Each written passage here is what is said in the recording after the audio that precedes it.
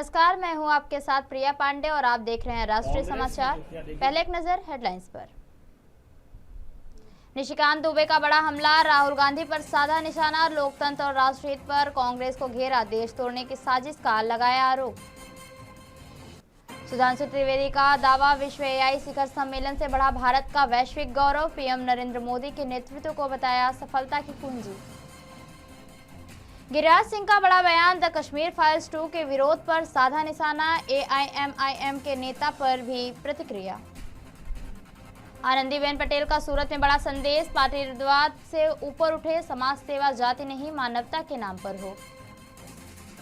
रामनगरी अयोध्या में मेगा आध्यात्मिक प्रोजेक्ट, गुप्तार घाट पर पंचवटी द्वीप और आध्यात्मिक राम मनोरंजन केंद्र से बदलेगी धार्मिक पर्यटन की तस्वीर। लोकसभा में नेता प्रतिपक्ष और कांग्रेस सांसद राहुल गांधी लखनऊ स्थित लखनऊ एयरपोर्ट पहुंचने के बाद सुल्तानपुर के दीवानी न्यायालय में पेश होने के लिए रवाना हुए हैं, जहां उन्हें केंद्रीय गृह मंत्री अमित शाह के खिलाफ कथित आपत्तिजनक टिप्पणी से जुड़े 2018 के मानहानि मामले में बयान दर्ज कराना है। अदालत ने इसे अंतरिम अवसर बताते हुए उनकी व्यक्तिगत उपस्थिति अनिवार्य की है। उनके आगमन को देखते हुए न्यायालय परिसर में कड़ी सुरक्षा व्यवस्था भी की गई है। डॉग स्क्वाड की जांच कराई गई है और एसएसपी व 4 सीओ सहित भारी पुलिस बल भी तैनात किया गया है। यह मामला कर्नाटक में एक प्रेस वार्ता के दौरान दिए गए कथित बयान से जुड़ा है, जिस पर भाजपा नेता विजय मिश्रा ने परिवारवाद दायर किया था। राहुल गांधी इससे पहले 26 जुलाई 2024 को अदालत में पेश हुए थे, जबकि बाद की तिथियों पर अनुपस्थित रहने के बाद अदालत ने 20 फरवरी को व्यक्तिगत रूप से उपस्थित होने का निर्देश दिया है।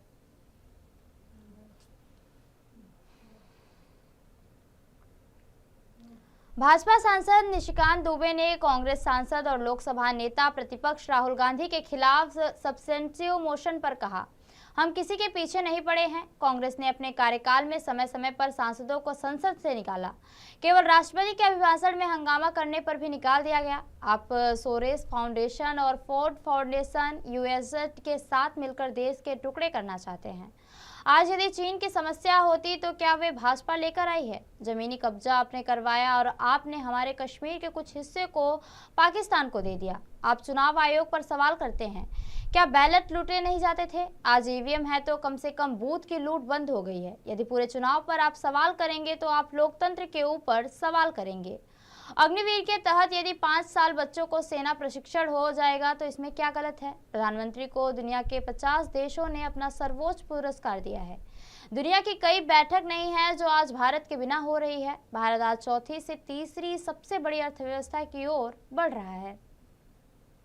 जो क्या देखे क्या है, वो लोग राजा है, हम रंग।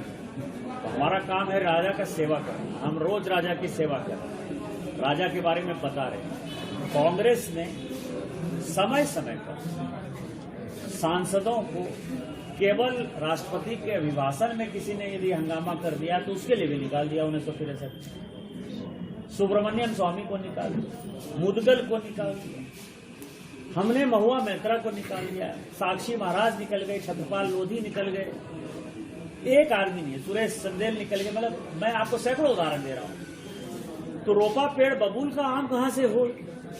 आप सोरोस फाउंडेशन के साथ मिलकर, फोर्ड फाउंडेशन के साथ मिलकर, आप जो है यूएसएड के साथ मिलकर आप देश को टुकड़े करना चाहते हैं। जो आपके नाना ने किया, परनाना ने किया, पाकिस्तान बन गया। वास्तविकता यही है। आज यदि चाइना का प्रॉब्लम है तो क्या मोदी जी ने ला दिया या भारतीय जनता पार्टी ने ला दिया? तिब्बत, नेपाल और भूटान, ये 3 बफर स्टेट अंग्रेज छोड़कर गए थे। लास्ट समझौता 1918 का सुगौली का समझौता है, जिसके आधार पर चाइना के साथ हमारा कोई बॉर्डर नहीं मिलता था। आपने तिब्बत को 1950-52 में मान्यता दे दिया तिब्बत को, और ले आए दलाई लामा को। या तो तिब्बत को मान्यता देते तो दलाई लामा को छोड़ देते भाई, लेकिन आधा उधर आधा इधर। भाजपा सांसद सुधांशु त्रिवेदी ने भारत में आयोजित विश्व एआई शिखर सम्मेलन को देश के लिए गौरवपूर्ण क्षण बताते हुए कहा कि 100 देशों के वैश्विक प्रतिनिधियों की भागीदारी यह साबित करती है कि भारत नई तकनीकों के क्षेत्र में अग्रणी भूमिका निभा रहा है। उन्होंने कहा कि यह उपलब्धि प्रधानमंत्री नरेंद्र मोदी के दूरदर्शी और कुशल नेतृत्व का परिणाम है। त्रिवेदी ने आलोचकों पर निशाना साधते हुए कहा कि जो लोग भारत की तकनीकी क्षमता पर सवाल उठाते थे, उन्हें इस सफल आयोजन के बाद अपनी सोच पर पुनः विचार करना चाहिए। उनके अनुसार अमृतकाल में भारत वैश्विक स्तर पर उभरती तकनीकों के क्षेत्र में नेतृत्व करने की क्षमता रखता है और यह सम्मेलन उसी का परिणाम है। भारत में विश्व एआई शिखर सम्मेलन हो रहा है। 100 देशों के प्रतिनिधि आए हुए हैं। संयुक्त राष्ट्र महासचिव एंटोनियो गुटेरेस, फ्रांस के राष्ट्रपति इमैनुअल मैक्रोन के समेत 22 देशों के राष्ट्राध्यक्ष हैं। विश्व की सभी प्रमुख आईटी कंपनियों के प्रमुख आए हुए हैं। अर्थात भारत आर्टिफिशियल इंटेलिजेंस के मुख्य संवाहक, आयोजक और अग्रणी राष्ट्र के रूप में स्थापित होता हुआ दिखाई पड़ रहा है। यह हर भारतीय के लिए एक उत्साहित और आनंदित करने वाला सुखद गौरवशाली क्षण है, परंतु यह कुछ लोगों के लिए अचंभित और आश्चर्यचकित करने वाला भी हो सकता है, क्योंकि इसी देश में एक वित्त मंत्री ऐसे थे जिन्होंने संसद के पटल पे कहा था कि भारत के लोग तो नई टेक्नोलॉजी सीखने की क्षमता नहीं रखते, उनके अंदर की योग्यता कम है, इसलिए वो डिजिटल ट्रांजैक्शन जैसी चीजों को भी कैसे समझ सकेंगे। और आज भारत डिजिटल ट्रांजैक्शन में दुनिया का नंबर 1 देश है और उससे आगे बढ़ते हुए वर्ल्ड एआई समिट यानी विश्व एआई शिखर सम्मेलन में अग्रणी भूमिका में दिखाई दे रहा है। यह प्रधानमंत्री श्री नरेंद्र मोदी जी की दूरदर्शी और कुशल नेतृत्व के कारण संभव हुआ है और इसे साकार करने के लिए आईटी मिनिस्टर अश्विनी वैष्णव जी और उनकी टीम ने प्रधानमंत्री जी के इस संकल्पना को साकार रूप देने में बहुत अच्छा सराहनीय प्रयास किया है। परंतु वो लोग जो कहते थे कि भारत नई टेक्नोलॉजी को एडॉप्ट करने की क्षमता नहीं रखता है, मुझे लगता है उन्हें इस एआई समिट के शानदार सफल आयोजन के सामने कम से कम अब अपनी गलती को स्वीकार करना चाहिए। यह समकालीन भारतीय इतिहास के सबसे गौरवशाली क्षणों में से एक है और अमृतकाल में भारत विश्व का टेक्नोलॉजी में और सबसे नवीन टेक्नोलॉजी में नेतृत्व करने की क्षमता रखता है, एक अग्रणी भूमिका निभाने की क्षमता रखता है। फिल्म द कश्मीर फाइल्स 2 के रिलीज से पहले सियासी विवाद तेज हो गया है। मोतिहारी के कृषि विज्ञान केंद्र पहुंचे केंद्रीय मंत्री गिरिराज सिंह ने बड़ा बयान देते हुए कहा कि वोट की राजनीति करने वाले लोग इस फिल्म का विरोध कर रहे हैं क्योंकि वे नहीं चाहते कि देशों के लोग केरल में कथित धर्मांतरण, लव जिहाद और लैंड जिहाद जैसे मुद्दों की सच्चाई जाने। उन्होंने कहा कि यदि देश के नौजवान इन तथ्यों से अवगत नहीं होंगे, सामाजिक समरसता कायम नहीं हो पाएगी। इसलिए फिल्म के माध्यम से सच्चाई सामने लाने वालों का समर्थन किया जाना चाहिए। वहीं रमजान के दौरान दिल्ली में शराब बिक्री बंद करने की मांग को लेकर AIMIM के दिल्ली प्रदेश अध्यक्ष डॉक्टर शोएब जमाई के बयान पर उन्होंने कहा कि इस विषय में दिल्ली सरकार को उचित निर्णय लेना चाहिए। बिहार में शराबबंदी कानून की समीक्षा की मांग पर गिरिराज सिंह ने कहा कि राज्य के हित में जो भी बेहतर होगा वही सरकार करेगी। देखिए, केरल स्टोरी हो या कश्मीर फाइल हो, ये विरोध वही कर रहे हैं जो देश की सच लोगों तक पहुंचने में बाधक बन रहे हैं। कश्मीर फाइल 90 की दशक की दुर्दशा अगर देश का नौजवान नहीं जाने तो सामाजिक समरसता की महल नहीं खड़ा हो पाएगा। हिंदुओं के कब्र पर कोई बहुत बड़ा वृक्ष नहीं उग पाएगा, वो कब्र था। उसी तरह से कश्मीर फाइल के बाद अगर केरल की बात करते हैं, केरल स्टोरी, केरल क्या है? केरल में धर्मांतरण, लव जिहाद, लैंड जिहाद, वहां तेजी से उसी पर तो ये स्टोरी था।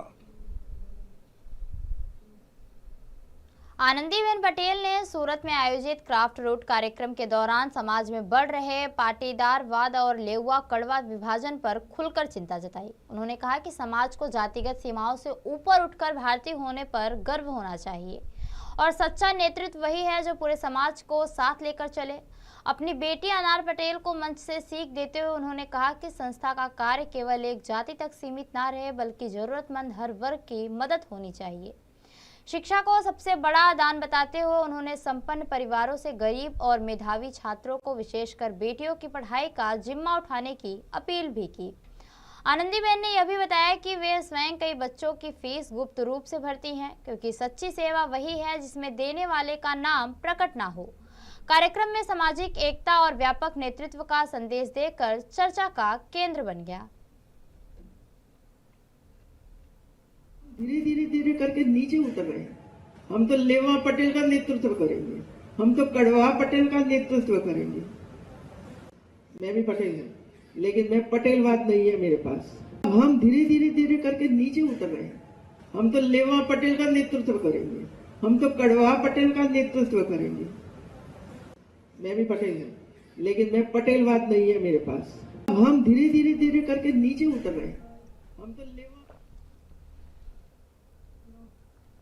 महाराष्ट्र के दिवंगत उप मुख्यमंत्री अजित पवार की प्लेन हादसे में हुई मौत को लेकर लगातार उनके भतीजे और शरद पवार की एनसीपी के विधायक रोहित पवार कई तथ्यों को सामने रखकर निष्पक्ष जांच की मांग कर रहे हैं। साथ ही जिस कंपनी का विमान हादसे में शामिल था, उस कंपनी पर हमेशा के लिए पाबंदी लगाने की भी मांग की जा रही है।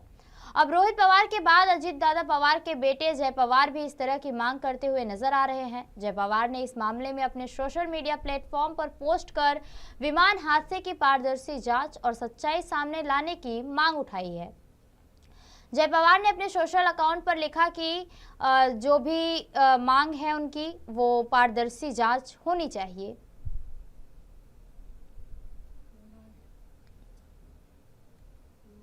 महाराष्ट्र के पुणे जिले में स्थित छत्रपति शिवाजी महाराज की जन्मस्थली किला शिवनेरी पर शिव जयंती के दौरान बड़ा हादसा सामने आया।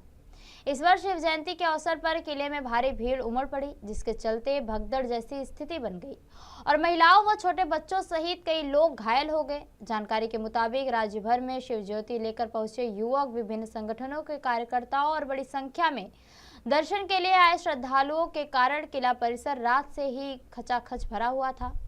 बढ़ती भीड़ पर नियंत्रण के लिए पर्याप्त पुलिस व्यवस्था नहीं होने से हालात कुछ समय के लिए तनावपूर्ण हो गए। अंबरखाना के नीचे हाथी दरवाजा क्षेत्र में गणेश दरवाजा जैसे संकरे मार्गों पर अत्यधिक भीड़ जमा हो गई। रास्ते संकरे होने और एक साथ बड़ी संख्या में लोगों के आगे बढ़ने से भगदड़ जैसी स्थिति पैदा हो गई। इस घटना में घायल हुए सभी लोग को तुरंत जुन्नर के सरकारी अस्पताल में भर्ती कराया गया है, जहां उनका इलाज जारी है। और राहत की बात यह है कि किसी की भी इस हादसे में किसी प्रकार की जनहानि नहीं हुई है।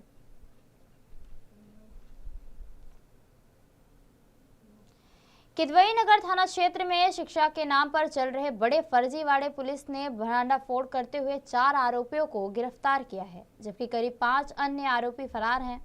उनकी तलाश में लगातार दबिश दी जा रही है। जांच में खुलासा हुआ कि शैल ग्रुप ऑफ एजुकेशन के नाम से संचालित यह गिरोह केवल कानपुर ही नहीं बल्कि 9 राज्यों में सक्रिय था और 14 विश्वविद्यालयों के नाम पर फर्जी मार्कशीट, डिग्री, प्रोविजनल व माइग्रेशन सर्टिफिकेट तैयार कर रहा था। इसके अलावा उत्तर प्रदेश माध्यमिक शिक्षा परिषद यानी यूपी बोर्ड की हाई स्कूल व इंटरमीडिएट की मार्कशीट भी असली जैसी बनाकर बेची जा रही थी, जिनमें नकली मोहर, फर्जी रजिस्ट्रेशन नंबर और विशेष प्रिंटिंग तकनीकी का इस्तेमाल किया जाता था। पुलिस के अनुसार गिरोह बिना परीक्षा दिलाए मोटी रकम लेकर युवाओं को फर्जी प्रमाण पत्र उपलब्ध कराता था और अब तक लाखों रुपए की उगाही कर चुका है।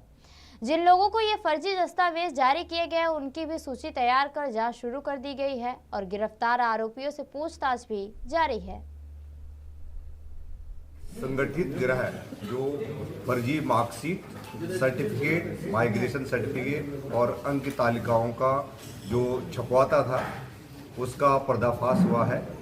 और ये गिरोह जो है 9 राज्यों में इसके तार मिले हैं।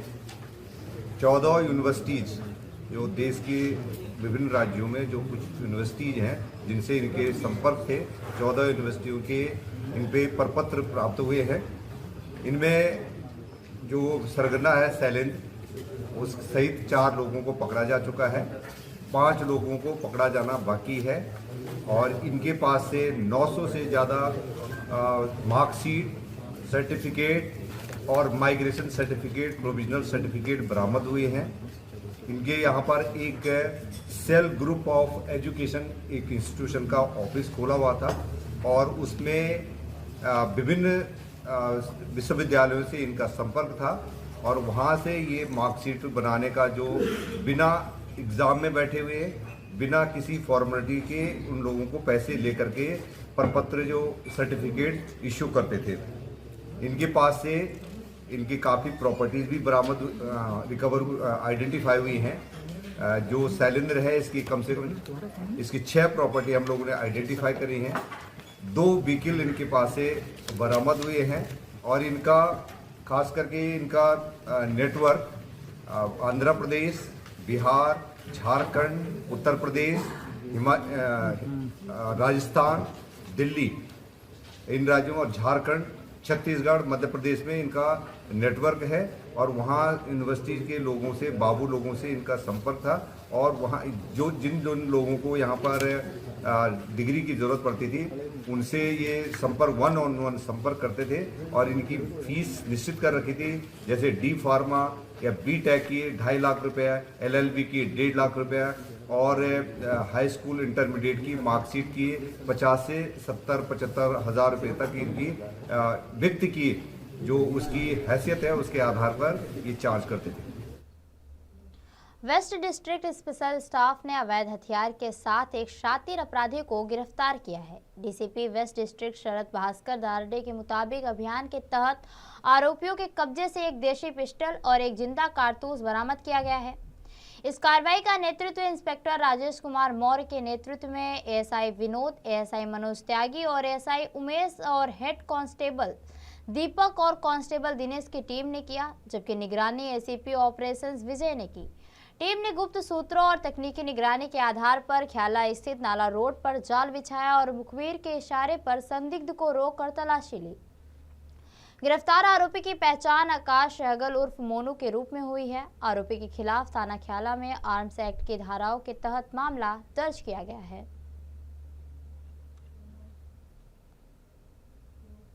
मुंबई से सटे भिवंडी निजामपुर महानगर पालिका के महापौर चुनाव से पहले बड़ा सियासी उलटफेर देखने को मिला। बीजेपी पार्टी ने अपने घोषित उम्मीदवार को बदल दिया है, जिससे भिवंडी की राजनीति में हलचल तेज हो गई है। पहले पार्टी ने नारायण रतन चौधरी को महापौर उम्मीदवार घोषित किया था, लेकिन अब उनकी जगह स्नेहा पाटिल के नाम की चर्चा ने नए राजनीतिक समीकरण खड़े कर दिए हैं।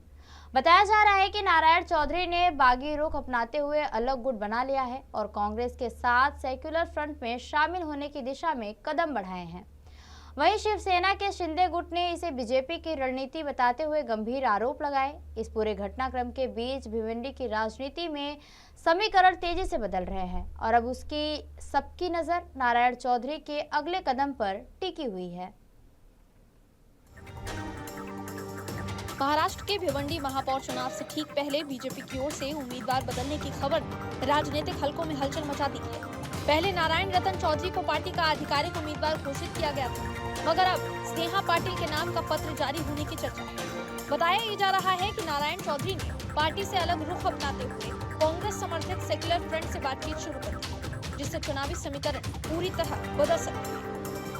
उम्मीदवारी में बदलाव के बाद नारायण रतन चौधरी ने पार्टी का आभार जताया, मगर महायुति के सहयोग दलों से अपेक्षित समर्थन नहीं मिलने की बात कही। उन्होंने संकेत दिए कि मौजूदा परिस्थितियों को देखते हुए वो सेक्युलर फ्रंट के नेताओं से चर्चा करेंगे। गौरतलब है कि इस फ्रंट में कांग्रेस और समाजवादी पार्टी शामिल रही है। हालांकि बाद में समाजवादी पार्टी अलग होकर शिवसेना शिंदे गुट के साथ चली गई थी। मैं सभी पत्रकार बंधुओं का स्वागत करता हूं।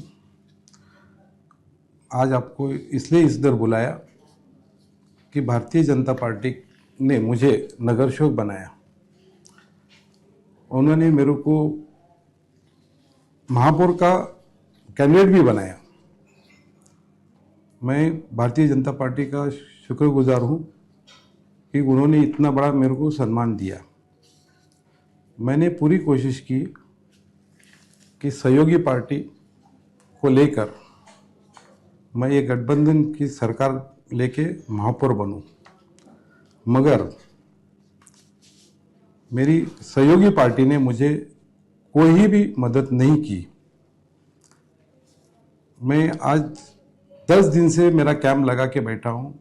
सारी मीटिंगें हुई हमारी सहयोगी पार्टी के साथ भी, उन्होंने बोला कैंप भी लगाओ, मगर उन्होंने मेरे को कैंप लगाने के बाद मुझे सहयोग नहीं किया। उन्होंने अपना अलग कैंप लगाया। काफ़ी दिन से बातचीत चालू है, मगर उन्होंने कोई मुझे सहयोग नहीं दिया। मैं और कुछ मेरे पार्टी के कुछ लोगों ने मुझे सहयोग नहीं किया, इसलिए मैं आज आपको इधर बुलाया हूँ। अभी मुझे एक पत्र पार्टी की तरफ से मिला, उसमें अधिकृत उम्मीदवार स्नेहा मेहुल पाटिल को उम्मीदवारी दी। मैं इसलिए आपको यहाँ पे बुलाया हूँ, क्योंकि मैं आज कुछ एक डिसीजन लेने वाला हूँ कि मैं भिवंडी सेकुलर पार्टी के साथ मैं चर्चा करने जा रहा हूँ। राजनीतिक घटनाक्रम उस समय और दिलचस्प हो गया जब शिवसेना शिंदे गुट ने पहले ही अपना उम्मीदवार घोषित कर बीजेपी से दूरी बना ली थी। शिवसेना के वरिष्ठ नेता और नगर सेवक मनोज काटेकर ने बीजेपी पर हमला बोलते हुए कहा कि पार्टी के भीतर ही दो गुट बन गए हैं और पहले बीजेपी अपने नगर सेवकों को एकजुट करे। उन्होंने ये भी सवाल उठाया कि बीजेपी से चुनाव जीतने और महापौर पद का नामांकन भरने के बाद नारायण चौधरी का सेक्युलर फ्रंट की ओर जाना कई सवाल खड़े करता है। भिवंडी शहर महानगर में इलेक्शन 20 तारीख को है। इसके पहले ही जैसे भारतीय जनता पार्टी और शिवसेना गठबंधन में इलेक्शन लड़े थे, उसके बाद में हम लोग मीटिंग एक उनके 22 नगर सेवक हमारे 12 ऐसे 34 लोगों की हमने मीटिंग ली और एक साथ में रहने की वहाँ पे बात हो गई। वहाँ पे बात ये हो गई कि अपना कैंप लगाने का है। कैंप लगाने के बाद भारतीय जनता पार्टी के खेमे में दो गुट हो गए। दो गुट होने के कारण लोगों में हलचल हो गई कि इनकी पार्टी में दो गुट है, तो मैंने हमारे पार्टी का कैंप अलग लगाया और तुम्हारे पहले 22 इकट्ठा करो, फिर हम लोग तुम्हारे साथ में उधर आते हैं। हम एक ही साथ लड़ने वाले हैं, एक ही साथ रहने वाले हैं। लेकिन उन्होंने ऐसा हुआ ही नहीं आज तक। आज 19 तारीख है, आज तक ऐसा नहीं हुआ। और कल अचानक से नारायण चौधरी ने, जो महापौर के उम्मीदवार थे हमारे, उन्होंने डायरेक्ट कर दिया कि मैं सेकुलर पार्टी के साथ जा रहा हूँ। लेकिन ये सेकुलर पार्टी के साथ जा रहे हैं, उसमें भारतीय जनता पार्टी के नगर सेवक बन के चुन के आए, उन्हें भारतीय जनता पार्टी के सूचक अनुमोदन लिए हैं। उसके बाद में जिस दिन फॉर्म भरे थे, उस दिन थोड़ी हमको पहल हुई थी कि ये गड़बड़ी का मामला लग रहा है। इस तरीके से कांग्रेस के तरफ जिस महापौर के कैंडिडेट उप महापौर का भी फॉर्म भर दिया, उसी टाइम पे हमको ये गड़बड़ी होने वाली ऐसी शंका थी। लेकिन हम लोग सहयोगी पार्टी शिवसेना है, भिवंडी शहर में हो या कहीं भी, जो जवान देते हैं उसको पूरा करते हैं। वहीं इस मामले में महाराष्ट्र कांग्रेस के अध्यक्ष हर्षवर्धन सकपाल ने शिंदे सेना के सभी आरोपों को खारिज करते हुए कहा कि भिवंडी मनपा में कांग्रेस सबसे बड़ी जीत दर्ज कर चुकी है और सत्ता हासिल करने के लिए जोड़ तोड़ की कोशिश सत्ताधारियों को छोड़ अन्य सभी दलों से चर्चा जारी है। भिवंडी में कांग्रेस पार्टी वहाँ अपने बलबूते पे लड़ी, विदाउट अलायंस हम वहाँ पर चुनाव को सामने गए और चुनाव के जब नतीजे आए तो 30 काउंसिलर जो है कांग्रेस के आए। सिंगल लार्जेस्ट पार्टी कांग्रेस उभर के आई, मगर उसके बावजूद 16 नगर सेवक हमें बहुमत के लिए कम मिले, जो मैजिक फिगर थी उसलिए 16 का संख्या कम थी। तो उस स्थिति में हमने वहाँ पर सेकुलर फ्रंट का एक वहाँ पर कैबिनेट गठन किया और उसमें जो शरद पवार चंद्र साहब की जो राष्ट्रवादी है, जिसके वहाँ पर मेंबर ऑफ पार्लियामेंट भी है, उन्हें साथ लिया। हमने समाजवादी को भी साथ लेने की कोशिश की, मगर वो सफल मुंतशिर नहीं हो पाए। तो 12 नगर सेवक एनसीपी शरद चंद्र पवार गठ के और कांग्रेस के 30 ऐसे 42 लोग हम थे, मगर उसके बावजूद 40 की संख्या हमें कम गिर रही थी और 40 का 42 से हम बढ़ नहीं रहे थे, हमें 4 की वहाँ ज़रूरत थी। तो ऐसी स्थिति में हम आगे चलते हुए वहाँ बीजेपी से वो स्प्लिट नहीं, बीजेपी छोड़कर नारायण चौधरी जी के नेतृत्व में एक गुट वहाँ से निकला। उन्होंने केवल बीजेपी ही नहीं छोड़ी, तो बीजेपी की विचारधारा को भी उन्होंने त्यागते हुए उन्होंने सेकुलर फ्रंट में शामिल होने का उन्होंने फैसला लिया। उनके फैसले का मैं स्वागत करता हूँ। इसी बीच 21 तारीख को राहुल गांधी के भिवंडी दौरे की चर्चा ने राजनीतिक माहौल को और गर्मा दिया है। शिवसेना नेता मनोज काटेकर का दावा है कि कांग्रेस विधायक रईस शेख बीजेपी के बागी नेता नारायण चौधरी को कांग्रेस के लिए राजनीतिक तोहफा बना सकते हैं। उल्लेखनीय है कि नारायण चौधरी हाल ही में बीजेपी में शामिल हुए थे और तीसरी बार नगर सेवक बने हैं। इससे पहले वो समाजवादी पार्टी और शिवसेना से भी जुड़े रह चुके हैं। ऐसे में उनके अगले कदम पर भिवंडी की सत्ता का भविष्य टिका हुआ है। बहरहाल कुल मिलाकर भिवंडी महापौर चुनाव से पहले राजनीतिक समीकरणों ने सत्ता की लड़ाई को और दिलचस्प बना दिया है। अगर नारायण चौधरी बीजेपी से अलग रुख अपनाते हैं तो कांग्रेस और सेक्युलर फ्रंट की स्थिति मजबूत हो सकती है। अब देखना ये होगा कि भिवंडी की सियासत में ये नया मोड़ चुनाव परिणाम को किस दिशा में ले जाता है। ब्यूरो रिपोर्ट, राष्ट्रीय समाचार। तो ये थी अब तक की खास खबरें, और खबरों के लिए बने रहिए राष्ट्रीय समाचार के साथ। तब तक के लिए नमस्कार। Yeah.